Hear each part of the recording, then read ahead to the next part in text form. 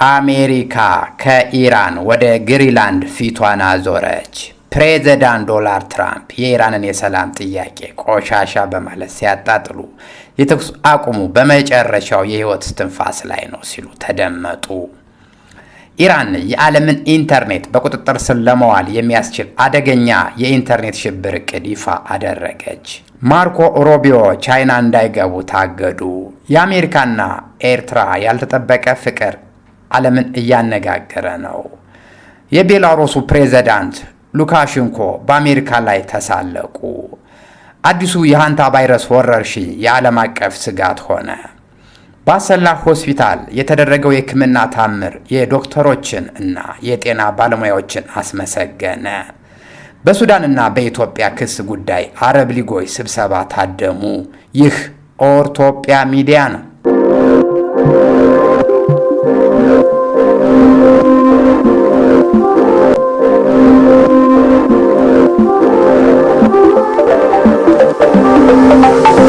ሰላም ጤና ይስጥልን ክቡራንና ክቡራት የኦርቶጵያ ሚዲያ ተከታታዮች፣ በየዕለቱ ትኩስና ወቅታዊ ዓለም አቀፍ የፖለቲካና ቢዝነስ፣ ፈጠራና ቴክኖሎጂ፣ ሃይማኖታዊ ኩነቶችን፣ መዝናኛ እንዲሁም ታሪካዊ ክንዋኔዎችንና ዜናዎችን እናቀርባለን።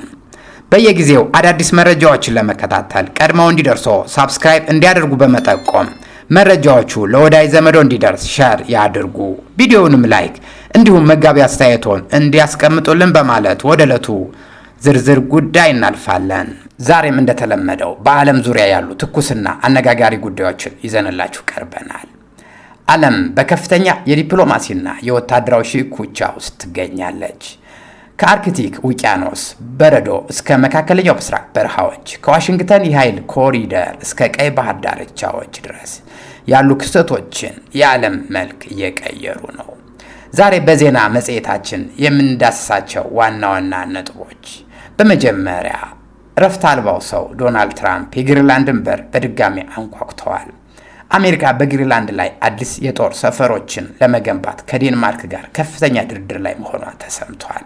ይህ እርምጃ ሩሲያና ቻይናን በአርክቲክ ቀጠና ለመግታት የታለመ ነው ተብሏል። መረጃውን በዝርዝር የምናስደምጣችሁ ይሆናል። በመቀጠልም 73ኛ ቀኑን የያዘው የመካከለኛው ምስራቅ ጦርነት ፕሬዝዳንት ዶናልድ ትራምፕ የኢራንን የሰላም ጥያቄ ቆሻሻ ሲሉ አጣጥለውታል። የተኩስ አቁሙ በመጨረሻው የህይወት እስትንፋስ ላይ ነው ሲሉ ያስጠነቀቁት ትራምፕ ወደ ቻይና የሚያደርጉት ጉዞ ምን አዲስ ነገር ይዞ ይመጣ ይሆን? ጉዳዩን በሰፊው የምናጋራችሁ ይሆናል። እንዲሁም ለዓመታት በአምባገነንነት ስትፈረጅ የቆየችው ኤርትራ እና አሜሪካ ግንኙነታቸውን ሊያሻሽሉ ነው ተብሏል። ዋሽንግተን በኤርትራ ላይ የጣለችውን ማዕቀብ ለማንሳት ማሰቧ ከቀይ ባህር ስትራቴጂያዊ ጥቅም ጋር ምን ግንኙነት ይኖረው ይሆን? ለኢትዮጵያስ ምን ትርጉም ይኖረዋል? ምላሹንም የምናስደምጣችሁ ጉዳይ ይሆናል። በተጨማሪም በሀገር ውስጥ ከአሰላ ሆስፒታል የተደረገው አስደናቂ ሕክምና ታምር፣ በቀናት በታወረች ሚስቱ ጥቃት የደረሰበት ግለሰብና የኢትዮጵያውያን ዶክተሮች አስገራሚ ጥበብ እናጋራቸዋለን። በመጨረሻም አዲሱ የዓለም ስጋት የሆነው ሃንታ ቫይረስ ከ20 በላይ ሀገራት ዜጎቻቸውን በለይቶ ማቆያ እያገቱ ነው። ጉዳዩ ሌላ ዓለም አቀፍ ወረርሽኝ ሆኗል። እነዚህንና ሌሎች ጥልቅ ትንታኔዎችን የያዙ ዜናዎችን ይዘን ቀርበናል። እስከ ፕሮግራማችን ፍጻሜ ድረስ አብራችሁን ቆዩ። ለቻናላችን አዲስ ከሆናችሁ ሳብስክራይብ በማድረግ ቤተሰብ ይሁኑ። ወደ ዝርዝር መረጃዎች እናልፋለን። በቅድሚያም አሜሪካ በአርክቲክ ቀጠና ያላትን ተጽዕኖ ለማጠናከርና የሩሲያና የቻይናን መሳሳብ ለመግታት ፊቷን ወደ ግሪንላንድ አዞራለች። የፕሬዝዳንት ዶናልድ ትራምፕ አስተዳደር በደቡባዊ ግሪንላንድ 3 ግዙፍ የጦር ሰፈሮችን ለመገንባት ማቀዱን ተከትሎ ከኮፐንሃገንና ከኑክ ባለስልጣናት ጋር የሚደረገው ውይይት ውጤት እያሳየ መሆኑን ተሰምቷል። ይህ እንቅስቃሴ በዋሽንግተን ግሪንላንድን በቁጥጥር ስር ለመዋል ካላት የቆየ ፍላጎት ጋር የተያያዘ ነው። ትራምፕ ግዛቷን የመጠቅለል ወይም የመግዛት ፍላጎት እንዳላቸው ከዚህ ቀደም መናገራቸው የሚታወስ ሲሆን አሁን ግን ጉዳዩ ወደ ተግባራዊ ወታደራዊ ስምምነት ተቀይሯል። አውሮፓውያን ዲፕሎማቶች በአሜሪካ ግልጽ ፍላጎት ከፍተኛ ውጥረት ውስጥ ቢገቡም ዋሽንግተን ግን ድርድሩን በበጎ መንገድ እየቀጠለች መሆኑን ገልጻለች። ይህ በአርክቲክ ቀጠና አዲስ ወታደራዊ ግብግብ መጀመሩን የሚያመለክት ይሆናል። ወደ መካከለኛው ምስራቅ ስንሸጋገር ሁኔታዎች ከቁጥጥር ውጭ የሆኑ ይመስላል። የ73ኛው ቀን የጦርነቱ ውጥረትም ዛሬም ቀጥሏል። ፕሬዚዳንት ዶናልድ ትራምፕ ኢራንን ጦርነቱን ለማቆም ያቀረበችውን ባለ 10 ነጥብ ውሳኔ ሀሳብ ቆሻሻ ሲሉ በከፍተኛ ንቀት ውድቅ አድርገውታል። ትራምፕ ሰኞ ዕለት በዋይት ሀውስ በነበረው መድረክ ላይ ሲናገሩ ቴህራን የላከችውን ወረቀት ማንበብ እንኳን አልጨረስኩትም በማለት በሂደቱ ላይ ያላቸውን ብልጭት ገልጸዋል። እንደ ትራምፕ አገላለጽ የተኩስ አቁም ስምምነቱ በአሁኑ ሰዓት በመጨረሻው የህይወት እስትንፋስ ወይም በላይፍ ሳፖርት ላይ ይገኛል ብለዋል። ኢራን ባቀረበችው ጥያቄ ላይ የኒውክሌር ማበልጸጊያ ቁሳቁሶችን ወደ ሶስተኛ ሀገር ሩሲያ መላክ፣ በሆርሙዝ የባህር ሰርጥ ላይ ያላትን ሙሉ ቁጥጥር አሜሪካ እንድትቀበላት፣ የጦርነት ካሳ እንዲከፈላትና ማዕቀቦች እንዲነሱ የሚሉ ነጥቦች ይገኙበታል። ነገር ግን ትራምፕና ጠቅላይ ሚኒስትር ኔታንያሁ የኢራንን የኒውክሌር ቁሳቁሶች ሙሉ በሙሉ ከሀገሪቱ ካልወጡና የሆርሙዝ ሰርጥ ለዓለም አቀፍ መርከቦች ክፍት ካልሆነ ስምምነት እንደማይኖር በጽኑ አስታውቀዋል። ኔታንያሁ በበኩላቸው የአሁኑ የኢራን መንግስት ቀኖችም እየቆጠሩ ናቸው ሲሉ ዝተዋል። ይህ በእንዲህ እንዳለ ይህ ጦርነት በዲፕሎማሲው መስክ ብቻ ሳይሆን በኢኮኖሚው ላይም ከፍተኛ ጫና ፈጥሯል። የሆርሙዝ ሰርጥ መዘጋቱን ተከትሎ በአሜሪካ የ1 ጋሎን ነዳጅ ዋጋ $4.56 ደርሷል። ትራምፕ ይህንን ጫና ለማቃለል የፌዴራል የነዳጅ ታክስ እንደሚያነሱ ቃል ገብተዋል። በሌላ በኩል ኢራን ዓለምን ያስገረመ አዲስ እቅድ ይፋ አድርጋለች። በሆርሙዝ ስትሬት በታች የሚያልፉትን የዓለም አቀፍ የኢንተርኔት ኬብሎች ለመቆጣጠርና ግብርን ለመጣል አቅዳለች። በእነዚህ ኬብሎች በቀን እስከ $10 ትሪሊዮን በላይ የፋይናንስ ግብይት ይከናወናሉ። እንደ ሜታ፣ አማዞን እና ማይክሮሶፍት ያሉ ግዙፍ ኩባንያዎች ለኢራን የፍቃድ ክፍያ እንዲከፍሉ የሚያስገድደው ይህ እቅድ የዓለምን የዲጂታል ደህንነት ስጋት ላይ ጥሏል። ኢራን በባህር ክልሌ ስር የሚያልፉ ኬብሎች ላይ ሉዓላዊ ስልጣን አለኝ ስትል ትከራከራለች። ይህ በእንዲህ እንዳለ በውስጥ በኩል የኢራን መንግስት የተቃውሞ ድምጾች በብረት ብትር እየታፈነ ይገኛል። ለሲአይኤ እና ለሞሳድ መረጃ አሳልፈው ሰጥተዋል የተባሉት ኤፋን ሻኩሬ ዛዴ በቅርቡ የሞት ቅጣት ተፈጽሞባታል። የኢራን ፓርላማ አፈ ጉባኤ መሐመድ ባገር ጋላባፍ ግን ለውጭ ኃይሎች ጥብቅ ማስጠንቀቂያ ሰጥተዋል። የጦር ኃይሎቻችን ለማንኛውም ጥቃት ትምህርት የሚሰጥ ምላሽ ለመስጠት በተጠንቀቅ ቆመዋል ብሏል። ጠላቶቻችን የምንወስደውን እርምጃ ይገረማሉ ያሉት አፈ ጉባኤው ቴህራን ለማንኛውም አማራጭ ዝግጁ መሆኗን ገልጸዋል። ወደ ምስራቅ እስያ ስናቀና በቤጂንግና በዋሽንግተን መካከል ያለው ግንኙነት ወደ ከፋ ምዕራፍ የተሸጋገረ ነው። ቻይና የአሜሪካን የውጭ ጉዳይ ሚኒስትር ማርኮ ሩቢዮ ወደ ሀገሯ እንዳይገቡ በይፋ አግዳለች። ቻይና ሩቢዮን እንደ ባለስልጣን ብቻ ሳይሆን እንደ ግጭት መልእክት አድርጋ ነው የምትመለከተው ተብሏል። ይህ ውሳኔ የአሜሪካና ቻይና ግንኙነት ይበልጥ እየቀዘቀዘ መሄዱን የሚያሳይ ግልጽ ምልክት ነው። ይህ በእንዲህ እንዳለ ፕሬዚዳንት ትራምፕ የቻይናውን ፕሬዚዳንት ሺ ጂንፒንግ በኢራን ላይ የኢኮኖሚ ጫና እንዲያሳድሩ ለመጠየቅ በዚህ ሳምንት ወደ ቤጂንግ ያመራሉ ተብሎ ይጠበቃል። በመቀጠልም የቤላሩሱ ፕሬዚዳንት አሌክሳንደር ሉካሼንኮ በጉዳዩ ላይ የራሳቸውን አስተያየት ሰጥተዋል። አሜሪካ ከኢራን ጋር የጀመረችውን ትንቅንቅ ሳትጨርስ ቻይናን ለመጋፈጥ ማሰቧ ስህተት መሆኑን ገልጸዋል። አሜሪካ ኢራንን መጨረስ ካልቻለች ቻይናን ከመጋፈጥ በፊት ቆም ብላ ማሰብ አለባት ብለዋል። እንደ ሉካሼንኮ አባባል ቻይና በኢኮኖሚው ሆነ በወታደራዊ አቅም የፈረጠመ ጡንቻ ያላት ሀገር በመሆኗ አሜሪካ አቅሟን በሚገባ ልትፈትሽ እንደሚገባ መክረዋል።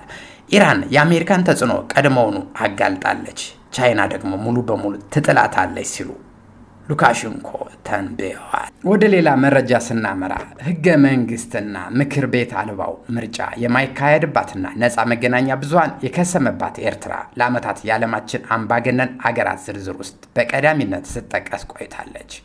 አሜሪካ፣ የአውሮፓ ህብረትና የመንግስታቱ ድርጅትም በሰብአዊ መብት ጥሰትና በሌሎች ምክንያቶች የተለያዩ ማዕቀቦችን ጥለውባት ቆይተዋል።